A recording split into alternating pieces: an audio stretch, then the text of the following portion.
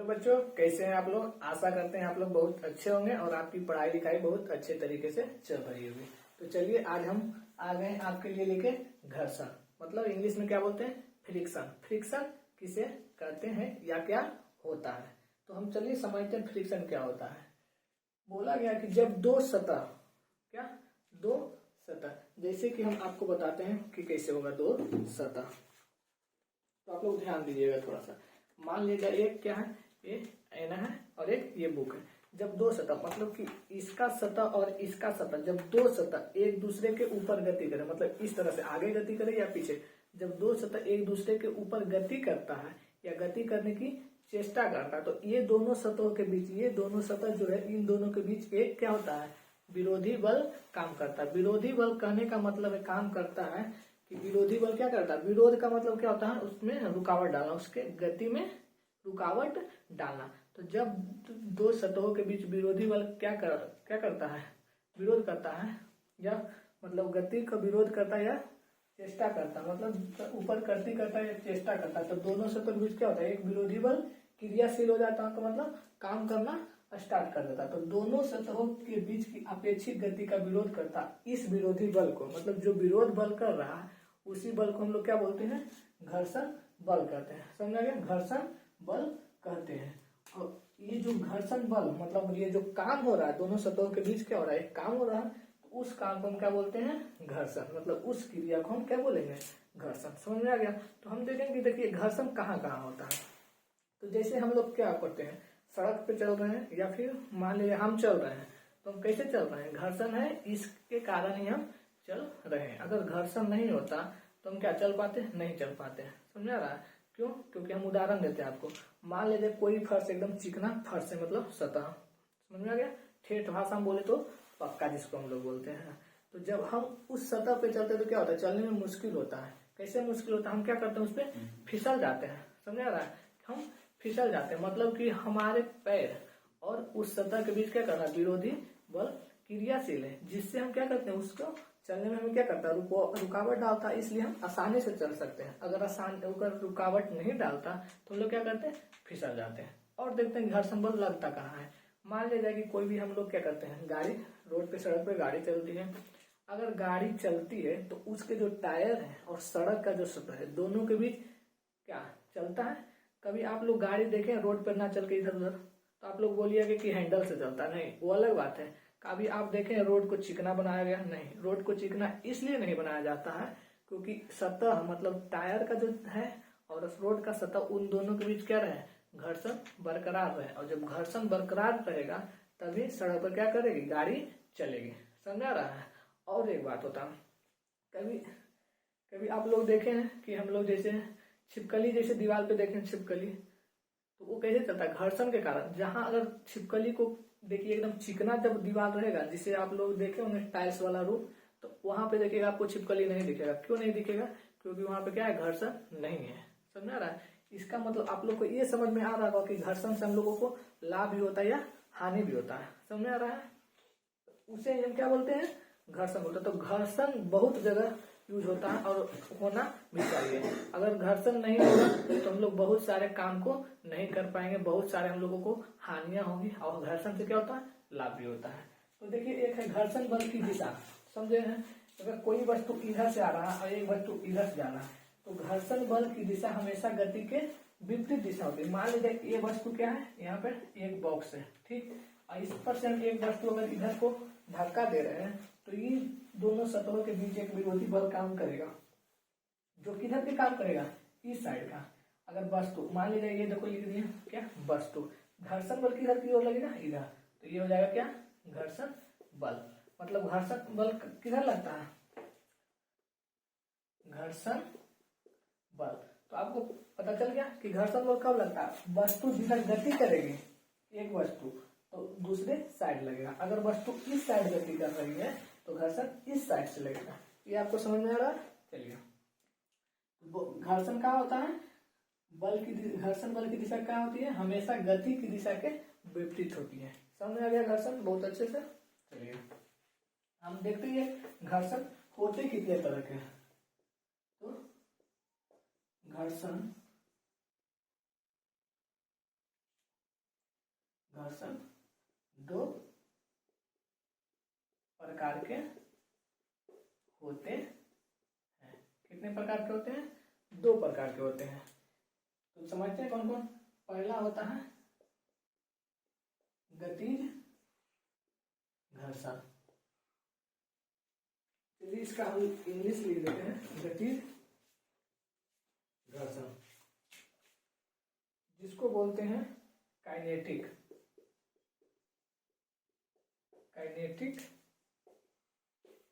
Friction. और एक दूसरा होता है क्या? स्थैतिक घर्षण, जिसको हम इंग्लिश में क्या बोलते हैं? Static friction. स्टैटिक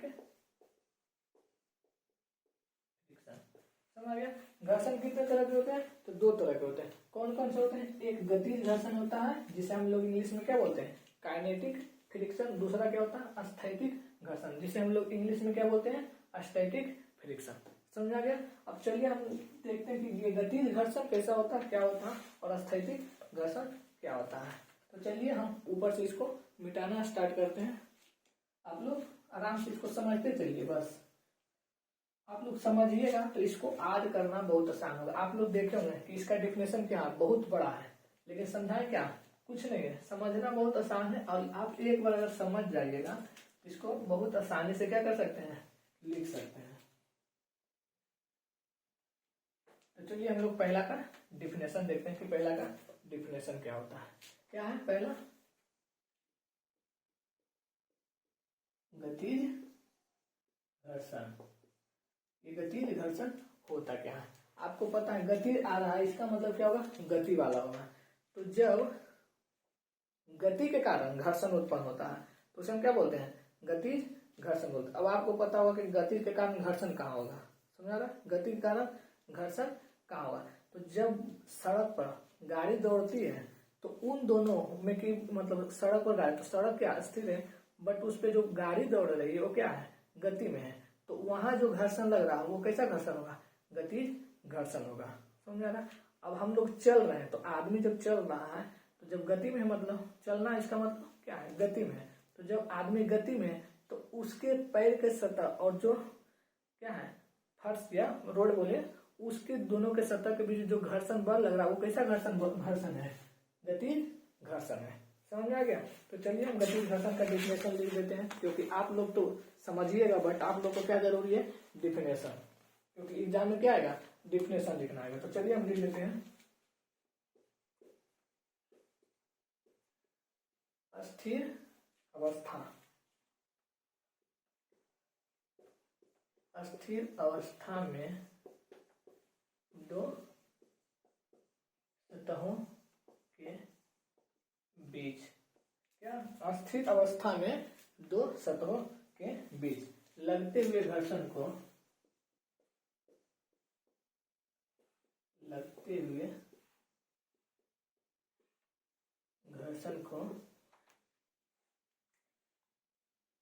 नहीं, डिफिनेशन लिखा गया उल्टा थोड़ा, गति नहीं है, यहाँ लिख रहे हैं क्या? गति अवस्था कर दे रहे हैं। गति की अवस्था में दो सतहों के बीच लगते हुए घर्षण के बीच लगते हुए घर्षण को क्या कहेंगे? गतिज घर्षण कहते हैं। बता दें कि गतिज घर्षण कहाँ कहाँ होगा, समझ में आ गया? गतिज घर्षण सड़क पे चलते हुए गाड़ी, आदमी चलता हुआ, ये सब क्या, कोई भी चीज जब चल रहा तो गतिज घर्षण होगा। समझा गया? जैसे आप लोग को देखें, हम कोई भी गेंद को लुढ़काते हैं जब फर्श पे, तो क्या होता है? कुछ दूर जाता है, उसके बाद रुक जाता है। समझा गया? मतलब कि गति में जो रुकावट आ रहा है उसे क्या बोलेंगे? गतिज घर्षण बोलेंगे। तो जैसे हम इसका क्या बोल सकते हैं? सड़क पर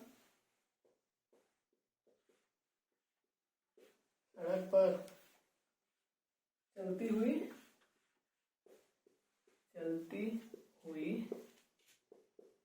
गाड़ी, समझ आएगा। ये क्या है, गतिज घर्षण के उदाहरण है, समझ आएगा। तो ये समझ में आप लोग आ गया होगा। मतलब कि क्या, गति के कारण जब गति की अवस्था में दो सतहों के बीच जब घर्षण होगा तो उसे हम क्या बोलेंगे, गतिज घर्षण। चलिए एक दूसरा क्या था, अस्थैतिक घर्षण। अस्थैतिक घर्षण तो बस उसके जैसा एग्जाम्पल, इसमें क्या बोलेंगे, स्थिर अवस्था में दो सतहों के बीच लगते हुए घर्षण को गतिज घर्षण कहते हैं। समझा क्या, गतिज घर्षण किसे कहते हैं, तो अस्थिर अवस्था। अब समझिए एक टेबल लिए, मान लीजिए ये एक क्या है, टेबल है।